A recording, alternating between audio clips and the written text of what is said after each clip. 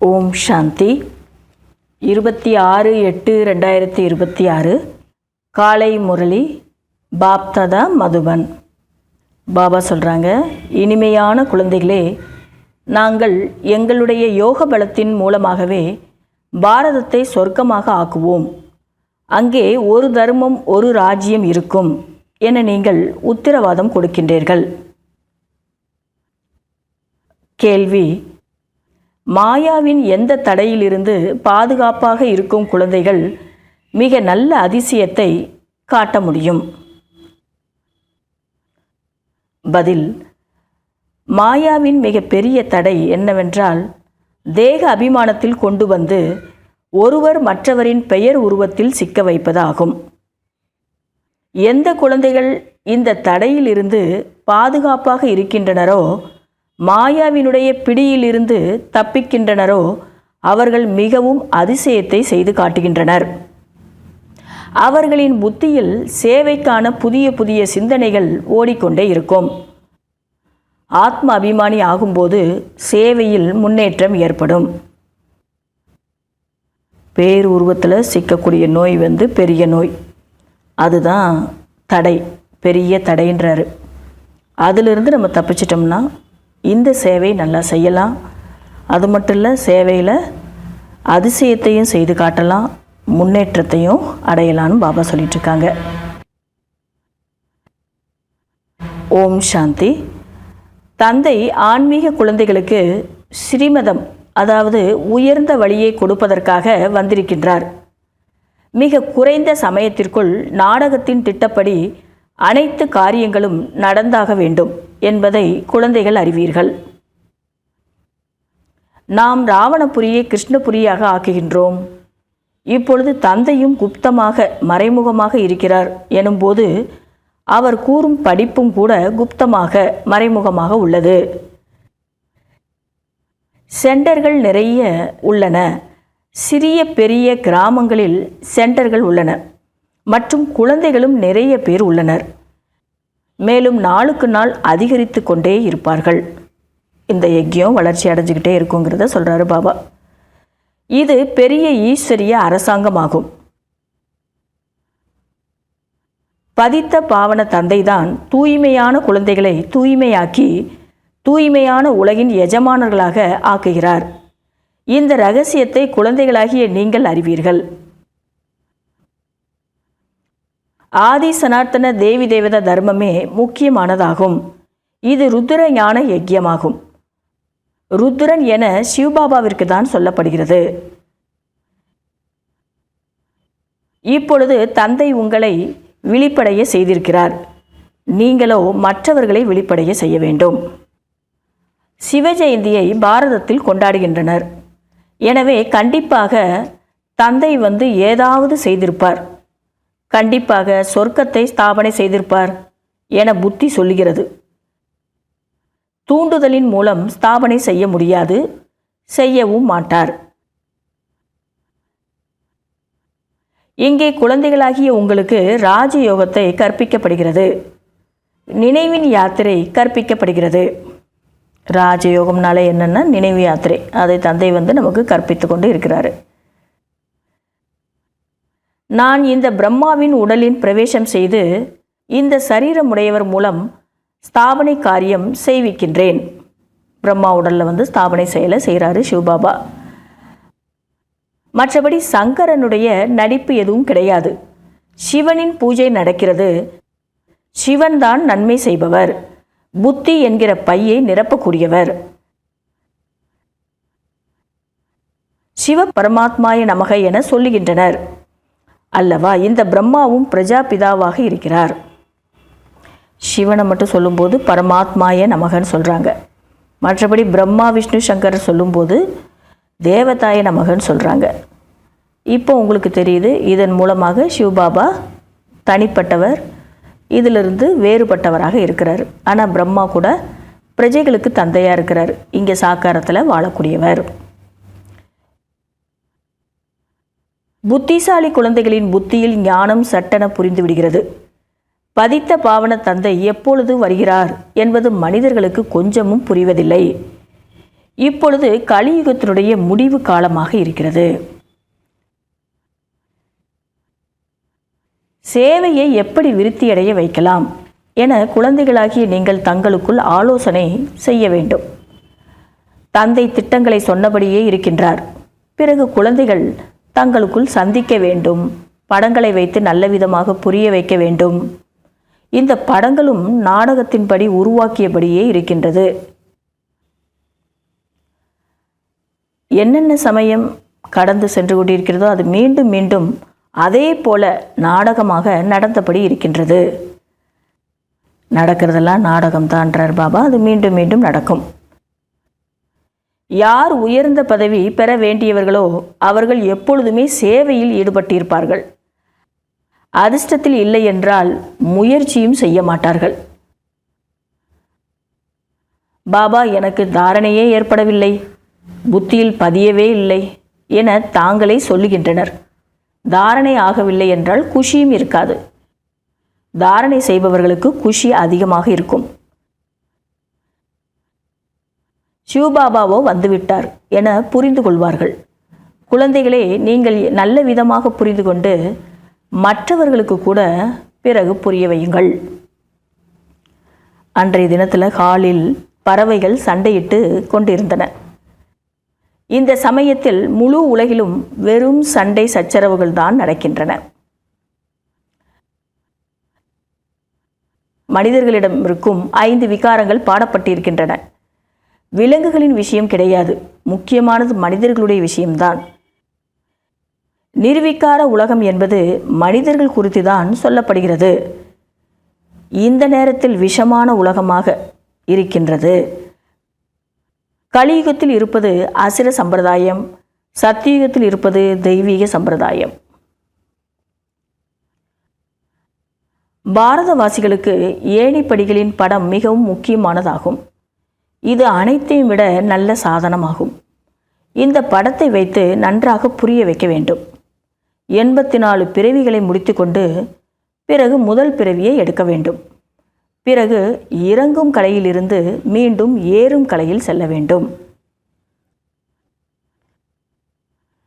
நாமும் நடிகர்களாக இருக்கிறோம் என நீங்கள் அறிவீர்கள். மற்றபடி உங்களிலும் கூட தன்னை இந்த நாடகத்தின் நடிகர் என புரிந்து கொள்வதில் வரிசை கிரமமாக உள்ளனர். நாம் எழுதவும் செய்கின்றோம். அனைத்து மனிதர்களுமே இந்த எல்லைக்கப்பாற்பட்ட நாடகத்தின் நடிகர்களாக இருந்தும் நாடகத்தின் முக்கிய நடிகர்கள், இயக்குனர், நாடகத்தினுடைய முதல் இடை கடைசியை பற்றி அறிவதில்லை. ஆக அவர்கள் புரியாதவர்களாகவே உள்ளனர். இதை எழுதுவதில் ஏதும் பிரச்சனை இல்லை. ஆனால் ஒரு காதில் கேட்டு இன்னொரு காதில் விட்டுவிடக்கூடாது. எப்பொழுதுமே சேவை சேவை சேவை என்றே இருக்க வேண்டும். பாபா என்னவோ நல்ல நல்ல யுக்திகளை தான் சொல்லித்தராரு. ஆனால் இதை கேட்டுகிட்டே போயிடக்கூடாதுன்றார் பாபா. கேட்டுட்டு ஒரு காதில் விட்டுட்டு போயிடக்கூடாது. அது சேவையில் கொண்டு வரணும். எப்பொழுதுமே சேவை சேவை சேவைன்னு இருக்கணும்னு சொல்கிறாரு. சிலர் வெறும் உருவத்தின் மீது பலியாகின்றனர். சென்டர்களில் கூட இப்படி மாயாவினுடைய தடைகள் உண்டாகின்றன.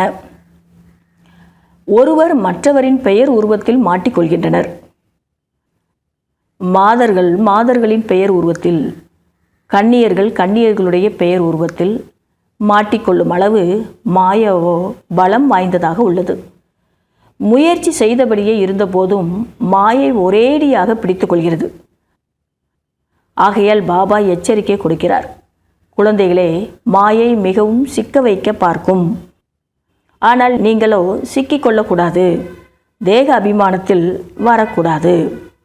தன்னை ஆத்மா என புரிந்து தந்தையை நினைவு செய்ய வேண்டும். மாயாவின் வலையிலிருந்து தப்பிக்க வேண்டும். பாபாவின் முரளியை கேட்டீர்கள் என்றால் உற்சாகத்தில் வருவீர்கள். ஆத்ம பிரகாஷ் குழந்தை சரியான முறையில் படங்களின் மீது கவனம் கொடுத்து கொண்டிருக்கிறார். பம்பாய்க்காரர்களும் கூட புத்தியில் வர வேண்டும். முக்கிய படத்தை முதலில் உருவாக்க வேண்டும். பாபா முரளியில் விஷயங்களை சொல்லித்தராரு. அதை கேட்கும்போது உற்சாகம் வருது. குறிப்பாக ஆத்ம பிரகாஷ் பாய்ஜி அவர் இந்த படத்தின் மீது கவனம் கொடுத்தாரு அப்படின்னு சொல்கிறாரு பாபா. அதனால் மும்பையில் இருக்கிறவங்க கூட இந்த படத்தை பற்றி கவனம் கொடுத்து முதல்ல எந்த படத்தை உருவாக்கணும் அப்படின்னு நினைத்து உடனே உருவாக்க வேண்டும் அப்படின்றாரு. இந்த படத்தை பார்த்து அனைவரும் குஷி அடைவார்கள்.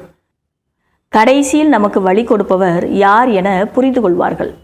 ஆக குழந்தைகளுக்கு மிகவும் படங்களை உருவாக்குவதில் போதை இருக்க வேண்டும். நல்லது. இனிமேலும் இனிமையான காணாமல் போய் கண்டெடுக்கப்பட்ட செல்ல ஆன்மீக குழந்தைகளுக்கு தாயும் தந்தையும் ஆகிய பாப் தாதாவின் அன்பு நினைவுகளும் காலை வணக்கங்களும். ஆன்மீக குழந்தைகளுக்கு ஆன்மீக தந்தையின் அன்பு நினைவுகள் மற்றும் நமஸ்காரம்.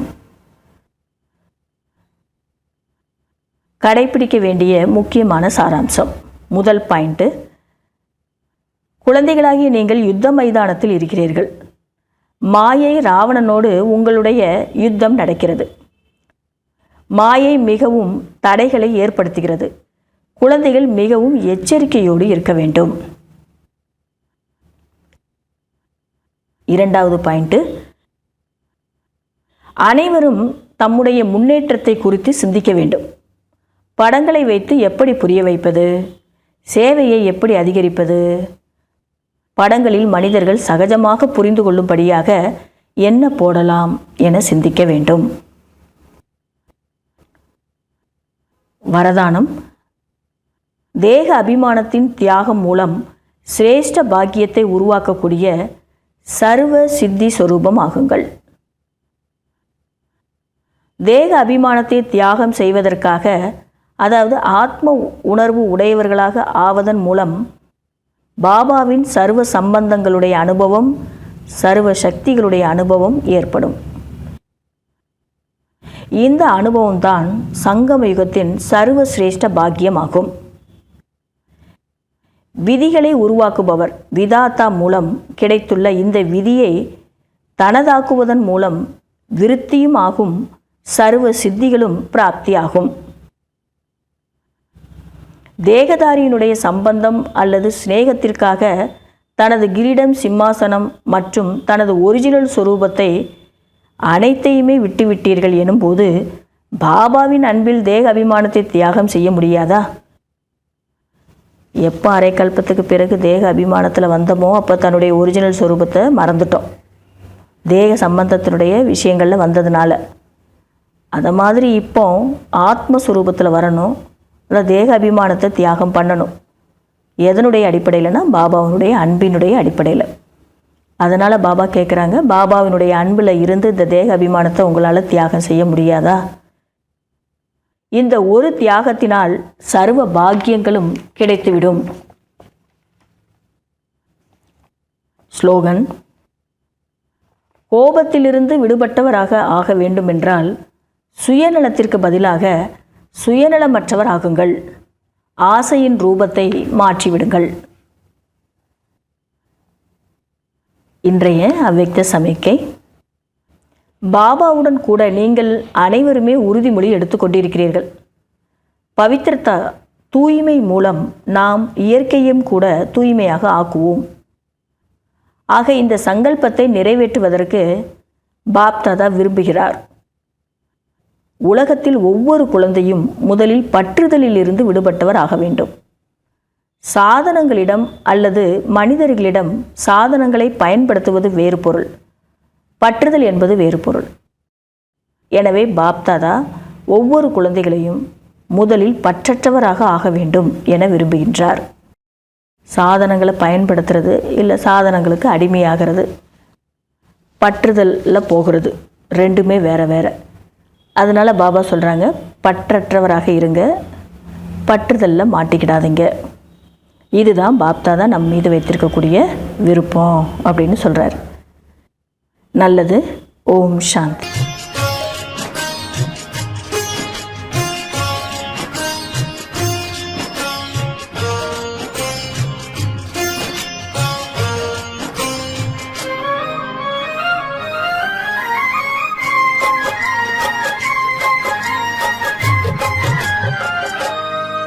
இன்னாருயிர் நண்பன் நீ